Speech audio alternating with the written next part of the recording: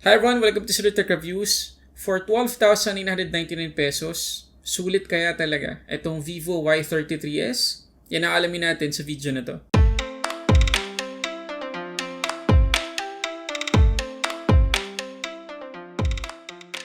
Okay, so before tayo mag-start guys, gusto ko muna ulit kayo i-invite na mag-subscribe dito sa channel natin. I-click nyo na rin yung notification bell para ma-notify kayo sa mga susunod nating uploads. At kung sakali na magustuhan nyo yung t-shirt na suot ko ngayon, pwede kayong pumunta sa facebook.com/SulitTechStore. Okay, balik tayo dito sa Vivo Y33s. So kagaya na sinabi ko kanina, bibili natin to for 12,999 pesos. Sarado na natin 13K.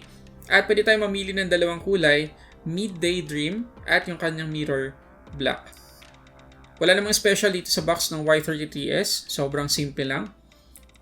Pagkatapos sa likod, makikita natin yung apat na top specs niya.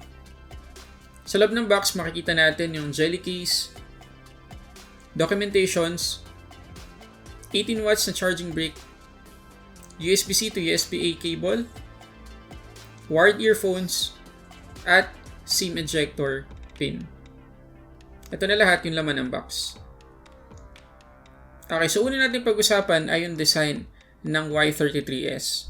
No doubt guys, sobrang ganda ng Midday Dream. Tapos matte finish pa yung likod niya, kaya hindi magiging dumihin to kahit wala tayong ilagay na jelly case dito. Ang ganda din na flat yung sides ng phone na to, kaya mas masarap siyang hawakan para sa akin. Mas marirecommend ko talaga itong Midday Dream kaysa sa Mirror Black kung gusto niyo talaga na mas premium yung feel at looks ng Y33s nyo. Dito sa taas, makikita natin yung SIM tray. Medyo strange yung placement ng SIM tray, pero at least meron tayo ditong dedicated microSD card slot at dual SIM. Sa right side naman, makikita pa rin natin yung volume buttons at yung kanyang conventional fingerprint scanner. Sa left side, malinis, wala tayong makikita. At sa baba, nandiyan yung single speaker, USB-C port, microphone, at headphone jack. Sa likod, yung camera module, at sa may bandang baba ng likod, makikita natin yung Vivo logo. Sa harap, selfie camera, at meron tayo ditong naka-install na screen protector. Okay, so unahin nating i-test ay yung kanyang fingerprint scanner. So, lock natin. Okay, so mabilis naman talaga siya guys. At hindi naman ako nagulat kasi conventional yung ginamit nila dito. Ayan. Pero kapag in-enable natin guys, yung animation dito sa settings, tapos punta tayo sa dynamic effects, tapos dito sa unlock and enter home screen animation, tapos in-enable natin yung animation, yan, apply. Tingnan nyo kung anong magiging epekto niya na. Ayun, may konting delay sa pag-load niya ng mga icons dito sa ating home screen. Lalo na kung ganito na punong-puno. Try natin. Ayun, so may kabagalan siya. So kung gusto natin na talagang super quick ng kanyang pag-unlock pati yung pag-display ng mga icons, punta lang ulit tayo dito sa dynamic effects.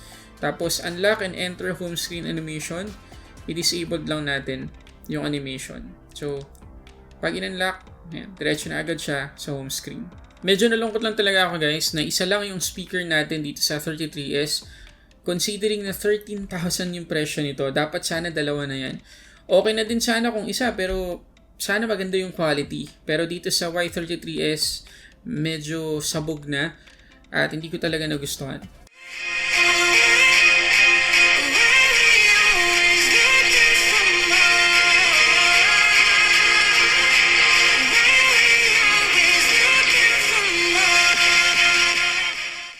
Pagdating naman guys sa haptic feedback, hindi rin maganda. So, hindi ko talaga siya ginamit sa buong test ko.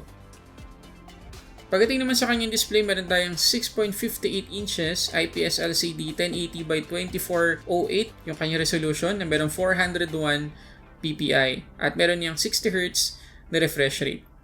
Masasabi ko naman guys na high quality yung panel na ginamit ng Vivo dito. Maliban sa meron tong kaunting yellowish tint dun sa may bandang babang part, wala na ako mapuna sa kanya. Malinaw talaga, crispy and sharp yung mga text at vibrant yung colors. So tingin ko may chance pa to na mapagkamalan mong OLED display kung hindi mo pa alam yung specs niya. Sakto talaga yung itinawag dito ng Vivo na clear display. Kasi para sa isang entry-level phone, hindi siya maputla, hindi siya bluish, napaka-enjoyable manood dito ng videos at movies. Ngayon, pagdating guys sa screen color settings, meron tayong tatlong presets na pwedeng pagpilian. Standard na para sa akin pinaka-accurate, tapos professional at bright. Good news naman guys kasi yung ating Widevine security level ay level 1. So makakapanood tayo ng mga HD content sa mga streaming services kagaya ng Netflix. Hindi lang din ako ganun komportable na 13,000 yung presyo ng phone na to, pero meron pa rin tayong notch dito, hindi punch-hole selfie camera. Pagkatapos, medyo makapal-kapal pa rin yung chin or yung bezel dito sa may bandang baba. Pagdating naman sa performance, naka Android 11 na tayo dito out of the box, at yung kanyang skin ay FunTouch OS 11.1. Meron tayong ilang mga differences guys na makikita dito sa FunTouch OS 11.1 compared sa bagong FunTouch OS na nakita natin sa X70. Isa na dyan guys ay yung dynamic effects. Tatlo na lang yung pwede natin i-customize na settings. Pagkatapos, yung dark mode naman dito sa Y33s, okay naman. Kasi hindi katulad dun sa X70, lahat dito nagiging dark talaga. Yung quick settings, dark. Yung app drawer, dark din. Pati na rin yung settings. Kaya lang, kapag naka-off na yung dark mode, dark pa rin yung app drawer. Pagkatapos, meron akong isang application dito guys or launcher na na-appreciate na inilagay ng Vivo. Kasi marami sa atin yung bibilin ng phone na to, hindi lang para sa sarili natin, kundi para din sa grandparents natin or dun sa mga elderly na kapamilya natin na medyo malabo na talaga yung mata. So, meron silang tinatawag na Simple View. Ayan, ito, Simple View. Na kapag tinap natin, marami naman ng ganitong mga phones, pero ayun, appreciate ko lang na meron tong Y33s. Ayan, magiging ganyan yung kanyang mga icons. Malalaki na siya. So, madaling makita, madaling mabasa, napaka user-friendly para sa ating mga elderly na mga kaibigan or mga kamag-anak. Pagdating sa chipset guys, naka MediaTek Helio G80 na tayo dito, 12 nanometer. Pagkatapos, 8GB yung ating RAM, plus meron pa yung 4GB na extended RAM. So, in total, para tayong may 12GB of RAM. Pagkatapos, yung kanyang storage ay 128GB na. Okay, una sa lahat guys, satisfied naman ako sa performance ng Helio G80. Lalo na kung pag-uusapan ay everyday applications. Kasi hindi naman talaga siya nakakabitin. Plus, 12GB na yung RAM natin dito. Kaya no problem kahit dun sa mga multitasking or sa tinatawag ng Vivo na screen split. Or split screen, kung ano man gusto nyo tawag doon. However, para sa price, yung Helio G80 is not enough, sa totoo lang. Dagdag mo pa na eMMC 5.1 lang yung ginamit na lang storage type dito. So, doon ako medyo nabitin talaga. Pagdating sa Antutu, nakakuha naman siya ng total score na 239,027. Not bad naman yan. Pagdating naman sa gaming, dito sa Asphalt 9, smooth naman overall. Hindi naman niya na-generate lahat ng graphics pero decent naman yung gameplay.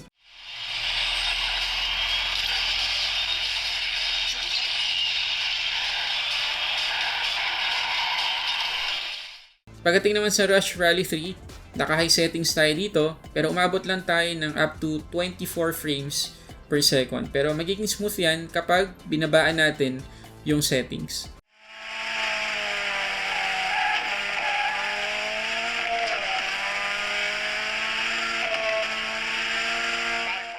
Dito naman sa NBA 2K20, dito siya sobrang smooth talaga na kahit naka-ultra high settings tayo, wala akong na-experience na lag whatsoever.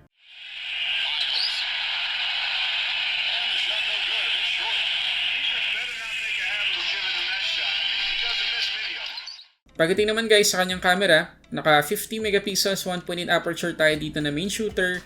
Meron tayong macro lens na 2 megapixels 2.4 aperture at 2 megapixels din na depth sensor. Yung kanyang selfie camera ay 16 megapixels 2.0 aperture.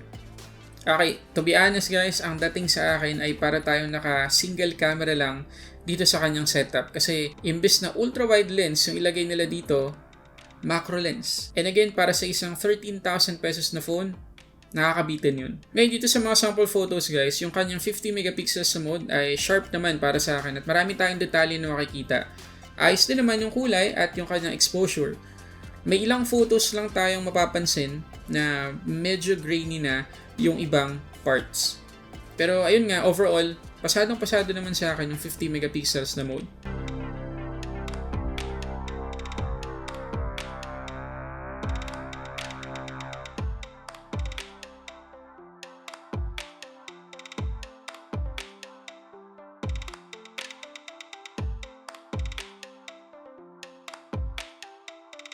Kahit yung kanyang selfie photos, panalo din ng quality at nagustuhan ko talaga. Okay, ito naman guys sa video sample ng kanyang selfie camera. 1080p 30 frames per second yung pinakasagad resolution na pwede nating iset. Pwede kayo mag-comment dyan sa baba kung anong masasabi ninyo. Para sa akin naman ay pasadong-pasado yung kanyang quality kasi nga kita nyo naman maliwanag tayo, malinaw naman at hindi tayo papahiya kung gagamitin natin to sa mga video conferencing. Ngayon pagdating sa kanyang battery, malaki-laki naman, 5,000 mAh yung ating capacity dito at capable yan sa 18 watts fast charging. Plus, pwede pa tayo mag-charge dito ng ibang gadget kasi meron siyang reverse charging. So pagdating sa screen on time, ang nakuha naman natin dito guys ay mataas talaga. 17 hours and 47 minutes. Isa yan sa pinakamataas na SOT na nakita ko sa isang entry-level phone. Pagdating sa charging time, 12 to 100%, 1 hour and 51 minutes inabot. Okay, so anong verdict natin guys dito sa Vivo Y33s? Pwede kayo mag-comment dyan sa baba kung sa tingin nyo ba sulit yung phone na to para sa 13,000 pesos na presyo. Kung ako naman guys yung tatanungin ninyo, ulitin natin na yung kanyang apat na main selling points ay yung design, yung camera, display, at yung battery. Pero gusto ko na rin idagdag na, well, Vivo to guys. So, durable talaga, matibay, magtatagal, maganda yung quality. However, sa dami ng phones guys na mas mura dito, tapos mas maganda at updated yung chipset, alam kong mahirap i-recommend yung phone na to sa inyo. Pero again, kung pag-uusapan natin ay yung quality, wala naman ako magiging duda dito sa Y33s. Okay, so yun muna guys. Maraming salamat sa panonood. Sana nakatulong tong video na to. Kung nakatulong, please hit the like button below, mag-subscribe ka na din at i-click yung notification bell para ma-notify kayo sa mga susunod nating uploads. At kung meron pa kayong tanong tungkol sa phone na to, huwag kayong mahihiyang mag-comment dyan sa baba at sisikapin kong sagutin. So yun muna guys, maraming salamat para sa samat-saring unboxing and reviews. This is Sulit Tech Reviews.